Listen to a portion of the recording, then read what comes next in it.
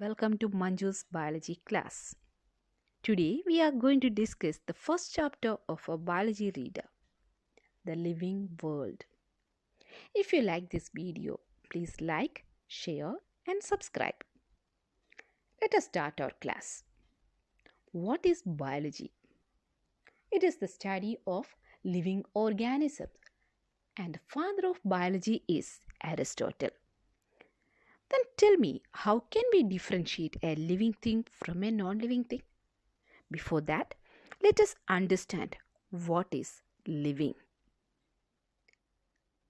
Objects having characteristics of cellular organization, growth, reproduction, ability to sense environment and give response, metabolism, etc. are known as living.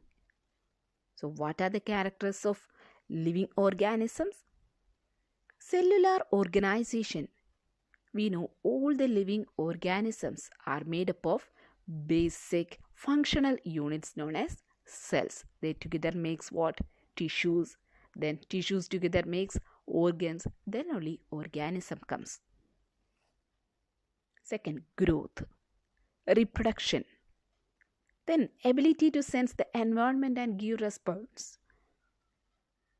All the organisms are showing some adaptation to adjust with the surroundings, according to the surroundings. Then what is metabolism? The overall chemical reactions takes place in the living organism is known as metabolism. So what is living? Objects having characteristics of cellular organization, growth, reproduction, ability to sense environment and give response, metabolism, etc. are known as living. Let us see one by one. First one is growth. If an organism shows increase in mass or number of cells, we can say that it is showing growth.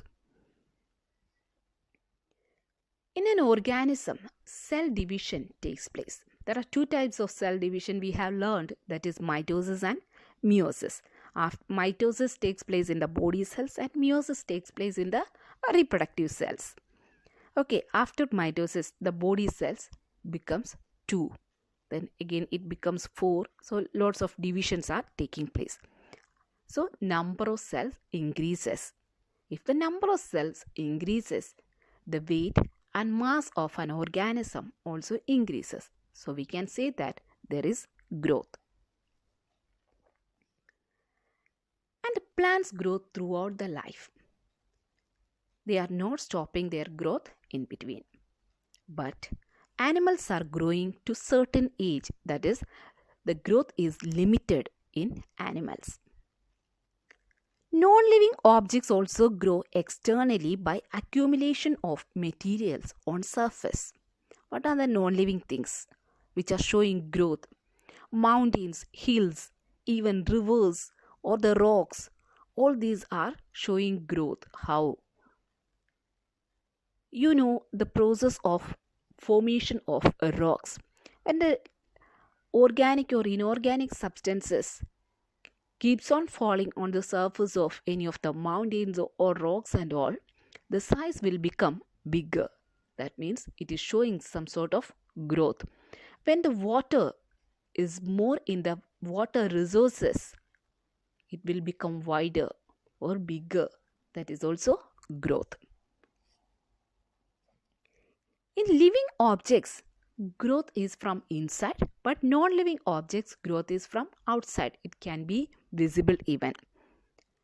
So, growth is taking place not only in living organisms, but in non-living organisms too. So, growth we cannot consider as a defining property of living beings. So, growth is not considered as a defining property of living beings. Why? Because growth takes place in living as well as non-living things. Second one is reproduction. What is reproduction? It is the characteristic of living organisms. It produces progenies or offsprings or young ones of their own kind. Okay, so uh, dogs will produce or reproduce puppies. Cats give birth to kittens, so on. We have learned in detail about reproduction in class 10th. There are two types of reproduction: asexual reproduction and sexual reproduction. Asexual reproduction means the reproduction which takes place only in the body cells, not with the help of sex organs. So that is asexual reproduction. There are different types of asexual reproduction: fission, budding, spore formation, regeneration, fragmentation, vegetative propagation. We have learned all these things in detail. Then sexual reproduction, that means reproduction takes place with the help of sex organs or with the involvement of sex organs, are known as sexual reproduction. There are two types of organisms on the basis of sex. Unisexual organisms. If an organism is having any one type of sex, either male or female, that is known as unisexual organism. Example, human beings, reptiles, birds are having any one sex. But in bisexual organism, both the sexes, male and female, sex organs are present in the same organism. They are known as bisexual organism. Example, earthworm, tapeworm, etc. Here you can see some examples, that is a regeneration in planaria. We know what is a regeneration. The ability to regain the lost parts, that is known as regeneration. In Spirogyra, we can see fragmentation. The filamentous body will break into 2 or 3. That filamentous part is acting as a new organism. Then in Rhizopus, it forms a hyphae, a long thread-like part, and on the tip of it, a sporangia cup-like sporangium produces. Inside that, spores will be there. When suitable climatic condition arises, these spores comes out and each one grows as new organism. In unicellular organisms, growth and reproduction are synonymous. We know there are two types of organisms, unicellular and multicellular. What are unicellular organisms? An organism which is having only one cell and all the body functions are taking place within the same cell. So they are known as unicellular organism. Example we have learned, that is amoeba. So how division takes place in unicellular organism? One cell will divide into two. Binary fission we have learned. So that cell will divide into two. So the number of cells increases. We have learned if the number of cells increases, growth takes place. Then both the cells formed after division will become two new individuals or two new organisms. That means a reproduction takes place. So growth and reproduction are synonymous in unicellular organisms. But in multicellular organisms, we know growth is different and reproduction is different.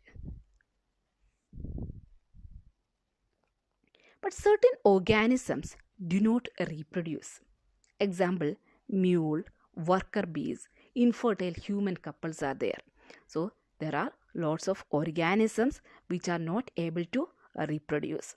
So we can say that reproduction is taking place in all the living organisms because there are exceptions. Hence, reproduction cannot be considered as defining property of living beings. Next one is metabolism. There are several chemical reactions occur in the living organisms. We know respiration is a chemical process, photosynthesis is a chemical process. So lots and lots of chemical reactions are taking place inside the living organism. Some of these reactions are anabolic, some others are catabolic. What is meant by anabolic reaction? and catabolic reaction? For example, photosynthesis. What is meant by photosynthesis? We know it is the process by which the green plants prepare food with the help of carbon dioxide and water in the presence of sunlight and chlorophyll. So the smaller molecules like carbon dioxide, CO2, carbon dioxide, and water, H2O, they are smaller molecules. They combine and form what? Food molecule, that is carbohydrate. So smaller molecules combines and form bigger molecules, and that process is known as what? Anabolic process. Then what is catabolic process? Let us consider respiration. Respiration means breaking down of glucose molecules and releasing energy. When carbohydrate breaks down, it will form what? Again, carbon dioxide and water plus energy. So that is catabolic process. Anabolic means from smaller molecules bigger forms are forming.